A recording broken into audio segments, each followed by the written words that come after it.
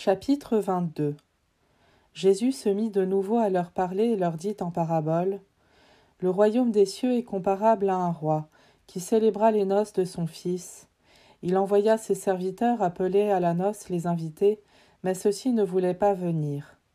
Il envoya encore d'autres serviteurs dire aux invités : « Voilà, j'ai préparé mon banquet, mes bœufs et mes bêtes grasses sont égorgés, tout est prêt, venez à la noce. » Mais ils n'en tinrent aucun compte, et s'en allèrent, l'un à son champ, l'autre à son commerce. Les autres empoignèrent les serviteurs, les maltraitèrent et les tuèrent. Le roi se mit en colère, il envoya ses troupes, fit périr les meurtriers et incendia leur ville.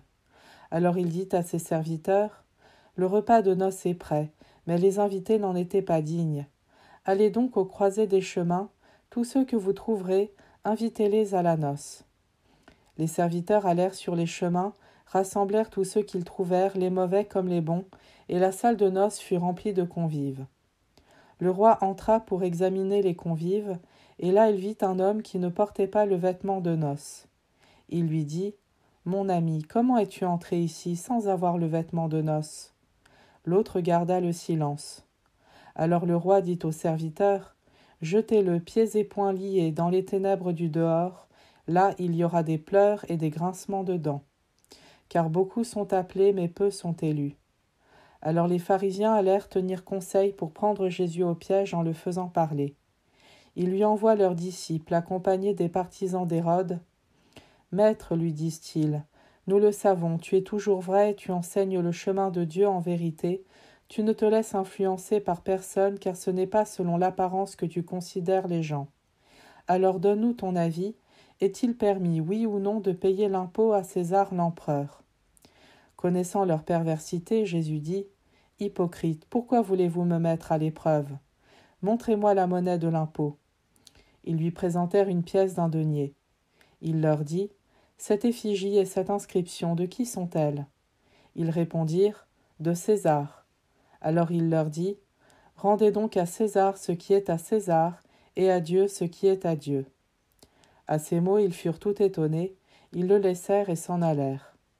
Ce jour-là, des Sadducéens, ceux qui affirment qu'il n'y a pas de résurrection, s'approchèrent de Jésus et l'interrogèrent : « Maître, Moïse a dit : si un homme meurt sans avoir d'enfant, le frère de cet homme épousera sa belle-sœur pour susciter une descendance à son frère. Il y avait chez nous 7 frères. Le premier, qui s'était marié, mourut, et comme il n'avait pas de descendance, il laissa sa femme à son frère. Pareillement le deuxième, puis le troisième, jusqu'au 7e, et finalement, après eux tous, la femme mourut. Alors, à la résurrection, duquel des 7 sera-t-elle l'épouse, puisque chacun l'a eue pour épouse ? » Jésus leur répondit : « Vous vous égarez en méconnaissant les Écritures et la puissance de Dieu. À la résurrection, en effet, on ne prend ni femme ni mari, mais on est comme les anges dans le ciel. Et au sujet de la résurrection des morts, n'avez-vous pas lu ce qui vous a été dit par Dieu ? Moi, je suis le Dieu d'Abraham, le Dieu d'Isaac, le Dieu de Jacob. Il n'est pas le Dieu des morts, mais des vivants. » Les foules qui l'avaient entendu étaient frappées par son enseignement. Les pharisiens, apprenant qu'il avait fermé la bouche aux Sadducéens, se réunirent, et l'un d'entre eux, un docteur de la loi, posa une question à Jésus pour le mettre à l'épreuve. « Maître, dans la loi, quel est le grand commandement ?» Jésus lui répondit : « Tu aimeras le Seigneur ton Dieu de tout ton cœur, de toute ton âme et de tout ton esprit. Voilà le grand, le premier commandement. Et le second lui est semblable : tu aimeras ton prochain comme toi-même. De ces 2 commandements dépend toute la loi, ainsi que les prophètes. » Comme les pharisiens se trouvaient réunis, Jésus les interrogea : « Quel est votre avis au sujet du Christ ?